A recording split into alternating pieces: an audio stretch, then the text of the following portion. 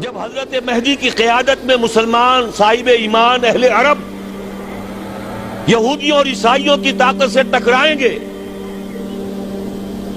تو ان کی مدد کے لیے دو جانب سے اللہ تعالیٰ کچھ بھیجیں گے مدد.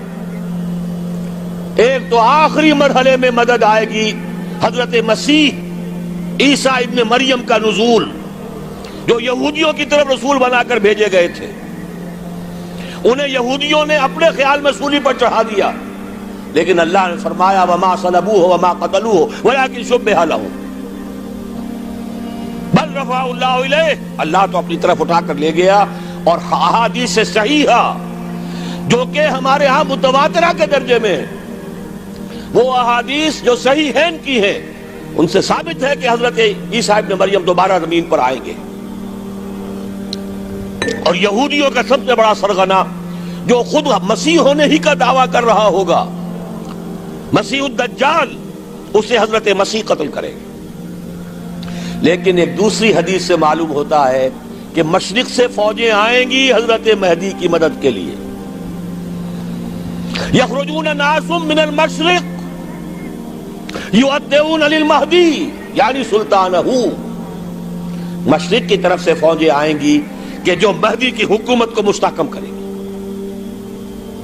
خراسان کا لفظ آتا ہے ایک دوسری حدیث میں.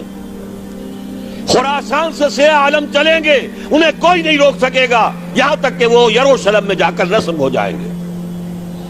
اور حضور کے زمانے میں اچھی طرح سمجھ لیجئے، ہند کسے کہتے تھے حضور کے زمانے میں؟ پاکستان ہند میں شامل نہیں تھا. سندھ و ہند، سندھ ایک مکمل ملک تھا، ہند اس کے بعد شروع ہوتا تھا. یہ راجپوتانے کا اور تھر کا ڈیزرٹ جو ہے، اس سے آگے جو ہندوستان ہے وہ ہند تھا. یہ جو ہمارا پاکستان ہے یہ ہمیشہ ہند میں شامل نہیں رہا. حضور کے زمانے میں بالخصوص سندھ و ہند، دریائے سندھ چلا آ رہا ہے. یہ ساری ٹریبیوٹریز جو پنجاب کے اندر اس کی ہیں، یہ سب ایک علیحدہ ملک ہے جو اس زمانے میں سندھ کہلاتا تھا. اور نمبر 2 یاد کیجئے، اس زمانے میں خراسان ایک علاقہ تھا جس میں موجودہ افغانستان کا 2/3، تھوڑا سا حصہ ایران کا، اور جہاں تک میں تحقیق کر سکا ہوں آج تک پاکستان کا بھی علاقہ، خاص طور پر مالاکنڈ ڈویژن جو اس خراسان میں شامل ہے. خراسان سے سیاہ عالم چلیں گے جو جا کر یروشلم میں نصب ہوں گے. یہاں بھی ایک نقطہ نوٹ کر لیجئے، پہلے بھی یروشلم ہم سے چھینا تھا. کس نے چھینا تھا؟ عیسائیوں نے، کروسیڈرز. واپس کون لیا؟ کس نے لیا؟ عربوں میں دم نہیں تھا، عرب عیاشیوں کی وجہ سے کھوکھلے ہو چکے تھے. واپس لینے والا صلاح الدین ایوبی، کرد خون. اب دوبارہ یروشلم لیا جا چکا. چھینا کن سے گیا؟ عربوں سے. عرب واپس لے سکتے ہیں؟ کوئی اندیشہ اگر ہو سکتا تھا عراق کے بارے میں کہ شاید اس کے ایٹمک دانت نکل آئے، جو سازش کی گئی، جس طرح اس احمق اور پاگل صدام حسین کو دام میں پھنسایا گیا. صدام 100 جال، دام کہتے ہیں جال کو، 100 اس میں جو پھنسا ہے تو اگلا پچھلا کھایا پیا سب اگلوا لیا. اور ہے ہی کون؟ اس کے پاس ایٹمک ہتھیاروں کا ذخیرہ موجود ہے، اور کسی کے وہ ایٹمک دانت بھی نکلنے نہیں دے رہے. پاکستان کے اوپر کتنا دباؤ، اور ہمیں نہیں پتا کتنا کچھ دباؤ قبول کیا جا چکا. یہ تو سبھی مانتے ہیں. کیپ کر دیا گیا، روک دیا گیا، آگے تو نہیں بڑھ رہا، یہ تو سبھی مانتے ہیں. رول بیک بھی ہو گیا یا نہیں کچھ پتہ نہیں، لیکن کسی صورت یہ نہیں تسلیم کریں گے، قبول کریں گے کہ کسی مسلمان ملک کے پاس ایٹم بم آ جائے. یہودیوں کے پاس ذخیرہ موجود، سب جانتے ہیں. بہرحال یہ جان لیجئے اس علاقے سے امید ہوتی ہے. سندھ اور خراسان حالات بہت خراب ہیں ہمارے، اور حالات بہت خراب ہیں افغانستان کے بھی، لیکن حالات کے بدلتے اللہ تعالیٰ کی مشیت کے تحت دیر نہیں لگا کرتی. سیرت نبوی میں مجھے نظر آتا ہے سن 10 میں 10 نبوی ہجرت سے 3 سال پہلے 2.5 سال پہلے کہیں سے کوئی امید کی کرن نظر نہیں آتی تھی کہ عرب میں اسلامی حکومت قائم ہو جائے گی. 10 برس ہو چکے محمد الرسول اللہ کو دعوت دیتے ہوئے، اور ابھی تک بمشکل 125 آدمی ہے. اپنے بل پر اپنے طاقت پر مکے میں رہ بھی نہیں سکتے. کیسے ہو جائے گا؟ کہاں سے ہو جائے گا؟ میں آج پوچھتا ہوں، کوئی سر بتائے کہیں سے کوئی امید کی کرن اس وقت نظر آتی ہے؟ اس ماحول میں لے جائیے. اگلے 3 سال میں کیا ہو گیا؟ پہلے سال 6، اگلے سال 12، اس سے اگلے سال 72، اور بیعت عقبہ ثانیہ ہجرت، اور وہاں سے اب حضور کی طرف سے شروع ہو گیا انیشیٹو. تو ہم نہیں کہہ سکتے. اللہ تعالیٰ کی قدرت، اللہ کی مشیت. یہ یقین ہے کہ دنیا کے خاتمے سے پہلے نظام خلافت قائم ہوگا، اور تمام دنیا میں ہوگا. ظاہر ہے کہیں پہلے کسی ایک جگہ سے ہوگا، جیسے حضور کے زمانے میں ہوا. اگر بیک وقت پوری دنیا میں ہو سکتا تو حضور کے دست مبارک سے ہوتا.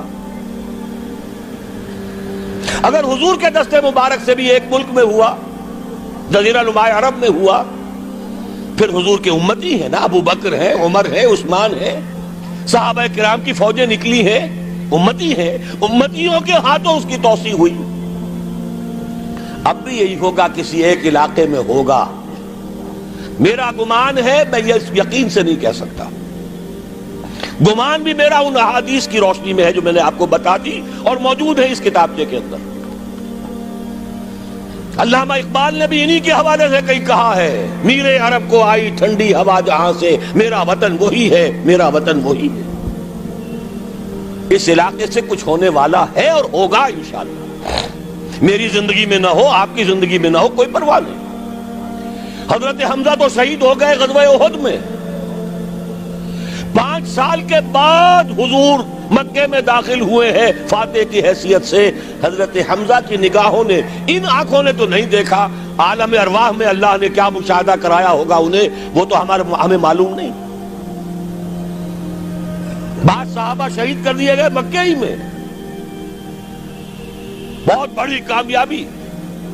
اپنی جان لگا دیں، اپنے آپ کو کھپا دیں، اپنے آپ کو مٹا دیں. جس طرح روڑی کوٹ کر بنیادوں میں بھر دی جاتی ہے، ہماری ہڈیوں کا چورا بنا کر اور ہمارے خون کے اندر اسے گوندھ کر اگر وہاں ڈال دیا جائے، اس سے بڑی سعادت کوئی نہیں. اس پر تعمیر ہو خلافت علی منہاج النبوہ کی، ہم اس کی بنیاد کے اندر دفن ہو جائیں، یہی بہت بڑی سعادت ہے. لیکن یہ ہوگا. میں نے عرض کیا تھا کہ یقین ہے مجھے کہ ہوگا، اور ہر صاحب ایمان کو یقین ہونا چاہیے کہ ہوگا. باقی یہ کہ یہ آثار ہیں اور احادیث بھی ہیں، اور 400 برس کی تاریخ بھی بتاتی ہے کہ یہیں سے ہوگا. 1000 برس تک سارے مجددین امت عالم عرب میں پیدا ہوئے. 11ویں صدی کا مجدد اعظم شیخ احمد سرہندی کہاں دفن ہے؟ سرہند میں، ہندوستان میں. 12ویں صدی کا مجدد اعظم شاہ ولی اللہ دہلوی کہاں دفن ہے؟ دہلی میں.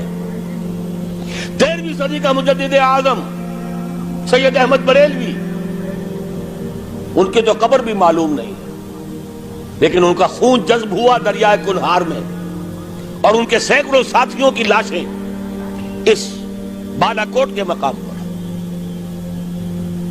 14ویں صدی کے مجدد اعظم شیخ الہند، لیکن ان کے ساتھ ساتھ اتنے اعظم رجال علامہ اقبال جیسا مفکر، مولانا مودودی جیسا مصنف، مولانا الیاس جیسا مبلغ، کہیں اور ہمیں دکھا دیجئے آپ۔ میں کل کہیں عرض کر رہا تھا، دیکھیے پہلے جو ہے 1000 برس تک ہر خیر ہندوستان میں باہر سے آ رہا تھا۔ معین الدین اجمیری باہر سے آ رہے ہیں، شیخ علی حجویری باہر سے آ رہے ہیں، سندھ میں جتنے اولیاء دفن ہیں سب کے سب باہر سے، ایران سے چلے آ رہے ہیں۔ لیکن جیسے ہی 11ویں صدی شروع ہوئی، ریورس ہو گیا آرڈر۔ اب سلسلہ مجددیہ نقش بندیہ اب ہندوستان سے نکل کر پھیل رہا ہے۔ پورا افغانستان، پورا ترکستان، تمام یہ ترک ریاستیں جو آزاد ہوئی ہیں ابھی USSR کے خاتمے کے بعد، یہاں تک کہ سائپرس، جزیرہ قبرص، پورا ترکی جو اب بھی ہے موجودہ ترکی، سلسلہ مجددیہ نقش بندیہ کہاں سے چلا؟ ہندوستان سے پھیل گیا پورے عالم اسلام۔ مفکر، علماء دین اور تمام علوم دینی کا مجدد شاہ ولی اللہ دہلوی، خالص ترین جہاد فی سبیل اللہ دور صحابہ کے بعد جماعت مجاہدین جام شہادت نوش کیا، سینکڑوں ہمارے مجاہدین۔ پھر 14ویں صدی میں اقبال جیسا مفکر، مودودی جیسا، دوبارہ دوہرا رہا ہوں، مصنف، مولانا الیاس جیسا مبلغ، مجھے تو کہیں نظر نہیں آتا۔ تمام مسلمان ممالک آزاد ہوئے، کہیں اسلام کا نام نہیں لگا، نہ سرکاروں نے نعرہ لگایا، نہ کہیں کسی اور نے نعرہ لگایا۔ عربوں نے بھی عرب نیشنلزم کا نعرہ لگایا، اسلام کا نعرہ نہیں۔ تحریک پاکستان میں نعرہ لگا، پاکستان کا مطلب کیا؟ لا الہ الا اللہ۔ صبح عرض کر چکا ہوں، تحریک خلافت پوری دنیا میں کہیں نہیں، صرف بر عظیم پاک و ہند میں۔ اور کیسی تحریک خلافت کہ ہندو شریک ہوئے، گاندھی شامل ہوا، پورے ہندوستان کو جس نے گنجا دیا۔ یہ دوسری بات ہے کہ جب خود مصطفیٰ کمال نے ختم کر دیا تو اب کیا کرتے؟ مدعی سست گواہ سست۔ نوٹ کرنے کی بات ہے، کچھ آثار ہیں، 400 سال کی تاریخ ہے، بتا رہی ہے پاکستان کا قیام خود ایک معجزہ۔ یہ ساری چیزیں مشیت ایزدی میں کسی بڑے خیر کا پیش خیمہ ہے۔